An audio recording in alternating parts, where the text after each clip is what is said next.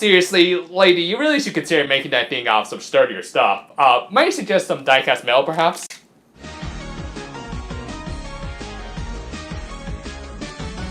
Continuing right where we left off last week, we cut over to a scene that was so dramatic that they skipped over the usual chipper opening theme. Everyone was still in shock and depressed over Fua's sacrifice. Hey, I don't know what you guys are crying over. I still got leftovers from last week.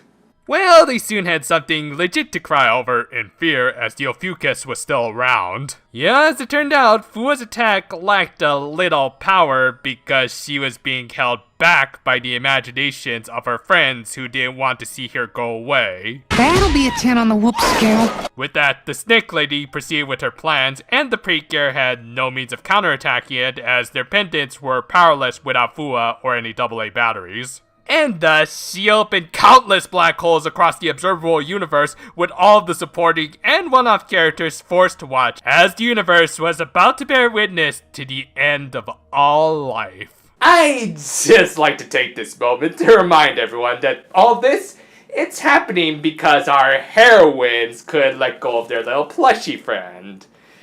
Yeah, I didn't think I could find any bigger screw-ups than the Dial Charge team, but there you go.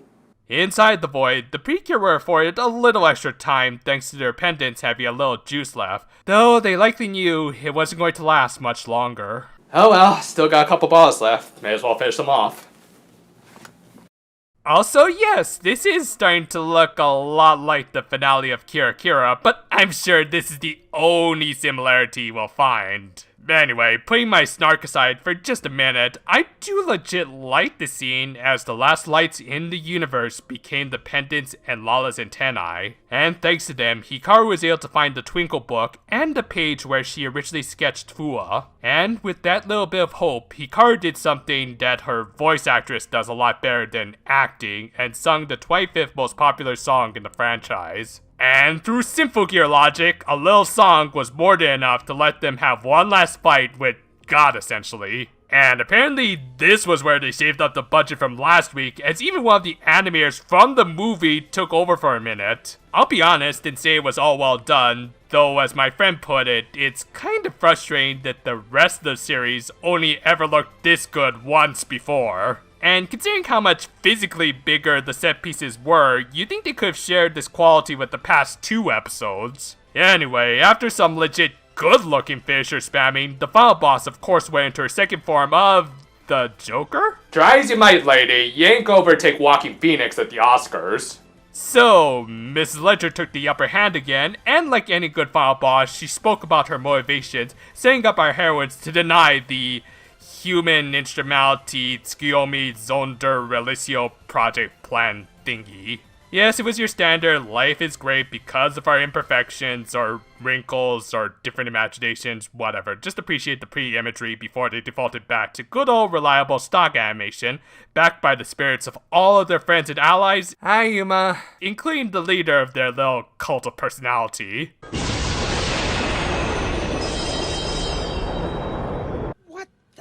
Hell was that?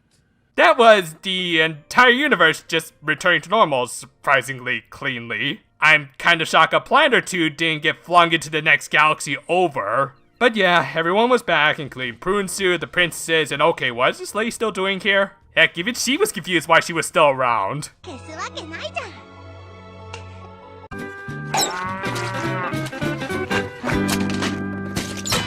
if that weren't enough,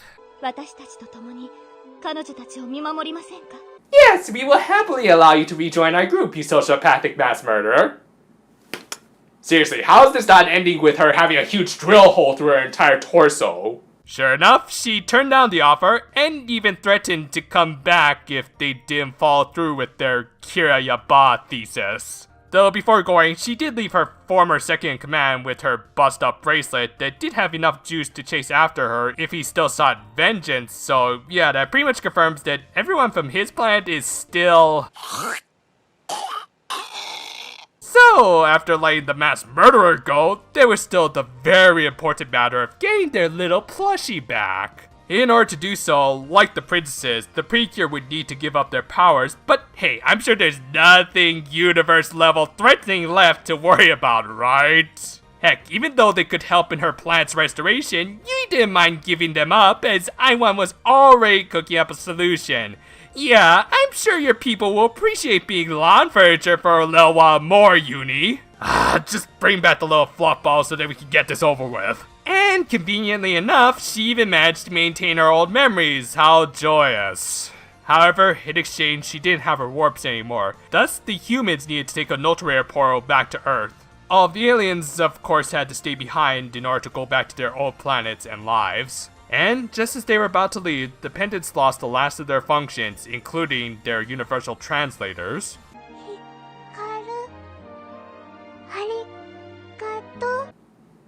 Okay, I'll admit, that was legit heartwarming. Thus, the episode ended with the Earthlings returning home to a familiar starry sky. For what it was, this was a very fine ending to the main conflict. We've still got an epilogue to go and everything. I mean, obviously I still have a lot of problems with the series as a whole, and this one did have some story beats that I do not agree with at all.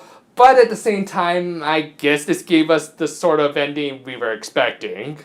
Obviously, the best parts of this episode were the final fights, minus the ending, and the team's brief time in the void. It was legit sad to see the entire universe being enveloped, all the while the Precure could only watch as their own warped imaginations had essentially brought upon this cataclysm. It gives a nice sort of tragic irony to all of their efforts, though it's not followed up on all that well, though we'll get to that in just a minute. Still, seeing them recover from such an absolute loss was commendable. And of course, they followed it up with a great fight, which again, while frustrating that this was the only time we even got close to the movie standards, was still very well done with plenty of very technically impressive close-ups and great detail. However, like much of the show, once the spectacle was over, we were left with some very questionable story choices, to say the least. Like, seriously, are we just not going to get any more satisfying final boss defeats? I guess they were going for something like Close versus Haruka, with the two representing despair and hope respectively, and how they needed each other in order to exist, hence Hikaru's line here. But A, Haruka got to know Close over the course of the series and his motivations, and B, he had indeed become the literal embodiment of despair. Hikaru and the princess, on the other hand, they only just met, and she's not even really the embodiment of warped imagination or whatever, just an out-of-control deity who, as far as Hikaru knows, is at least responsible for the deaths of an entire planet or two, so why spare such a complete monster? She could still be a threat later, but because of everyone's short-sightedness, they think it'll be alright. I realize that the princesses aren't the brightest deities, but why would they ever want this sociopath back in their inner circle? And then there's the matter of our heroines just giving up their superpowers, because they don't need them as much as their little plushy friend, who's rightfully going for 61% off these days. Seriously, I just can't stand the idea of superheroes giving up their powers when there's still so much good they could do with them,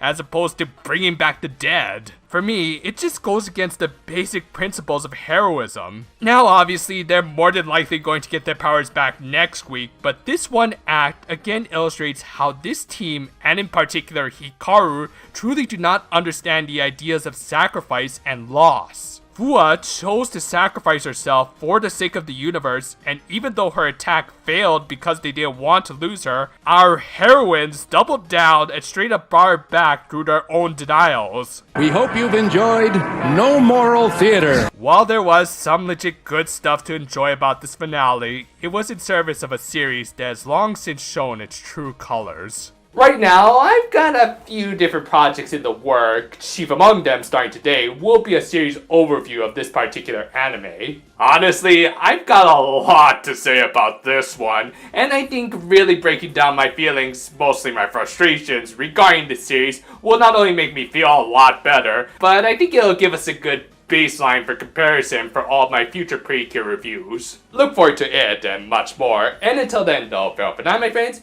and if you'll excuse me, I think I'm going to head back into the void to finish this off. It's surprisingly well air conditioned in there.